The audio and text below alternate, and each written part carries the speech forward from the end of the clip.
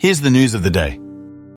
Kea Aerospace's solar-powered UAV, Kea Atmos Mk-1B, successfully reached 56,284 feet in the stratosphere, marking a major milestone for New Zealand's aerospace sector.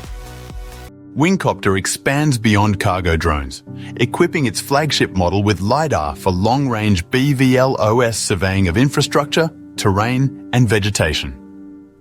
OHI Group appoints Paolo Couto as CEO of Omnitaxi Aereo, while former CEO Roberto Coimbra transitions to a board role, leading Omni Unmanned's UAV development.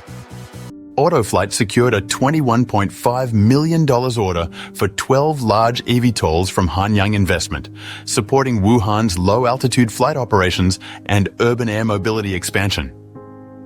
Safe Structure Design secured a $3.5 million contract to supply custom UH-60 Black Hawk maintenance platforms, enhancing efficiency at 10 U.S. Army National Guard bases.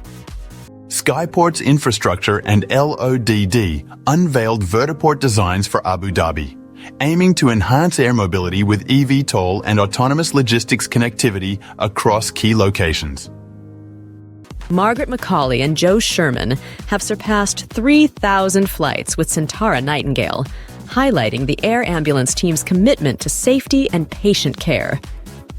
Skyrise has appointed former FAA Chief Counsel Mark Nichols as an advisor to support the certification of SkyOS, its universal operating system for aviation. Embraer plans to invest $3.5 billion by 2030 to expand aircraft production, develop sustainable technologies, and strengthen Brazil's aerospace and defense industry. Gulfstream has completed production of its final G650, marking the end of an era for the record-breaking business jet while ensuring continued support for its fleet. To learn more, follow us on YouTube, X, LinkedIn, Instagram, or visit us at avfoil.com/news.